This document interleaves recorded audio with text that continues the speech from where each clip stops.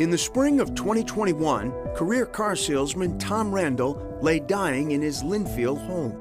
Only he wasn't really Tom Randall. He was Ted Conrad, a bank robber from Cleveland, a fugitive for more than 50 years. In his final days, Tom Randall unloaded his secret to his devoted daughter. Did you feel angry? Did you feel betrayed? I felt angry that he never thought he could tell us because we were so close. He said, you know, I had wanted to. He's like, but what if you didn't think about me the same way anymore? Or what if you didn't love me when you found this out? We are here to celebrate Tom's life and share our grief together at his passing.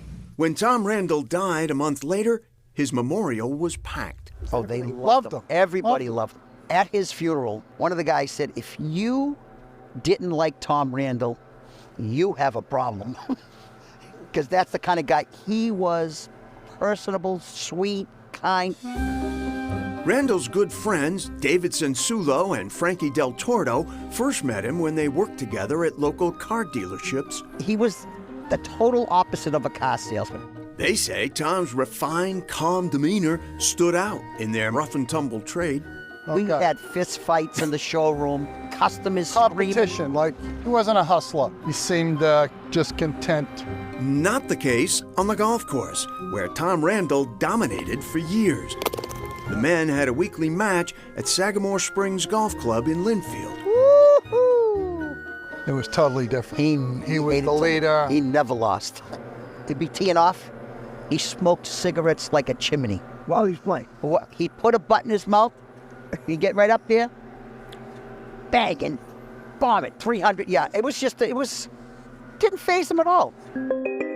Meanwhile, a few months after the funeral, Ashley and her mom heard a knock at the door.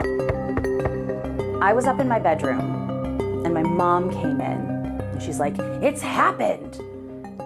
And I said, oh my God, who died now? Like, cause I was like, what now? Who's died?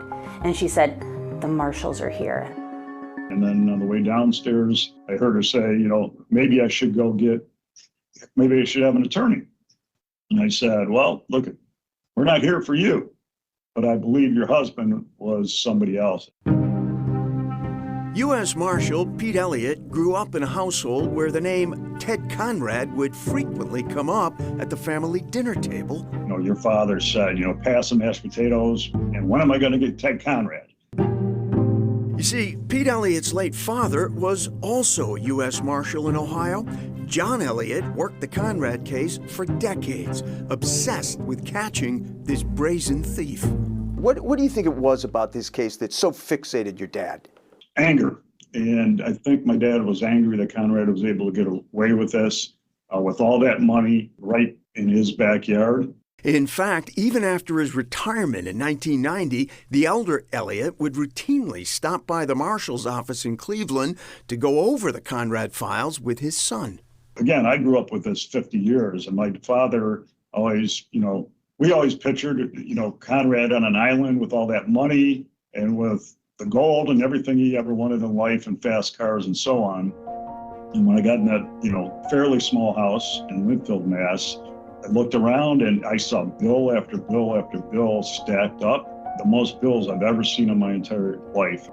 Instead of finding a lavish lifestyle funded by ill-gotten gains, the U.S. Marshal from Ohio found instead here a heartbroken family, crushed by a mountain of medical debt, any trace of the stolen money, long gone. It sounds like at some point from that first visit on, that you viewed their position with some genuine empathy. Is that fair to say? Yeah, I believe in many ways they were victims. Here's a guy that left them broke with no money and with last names that are not really theirs.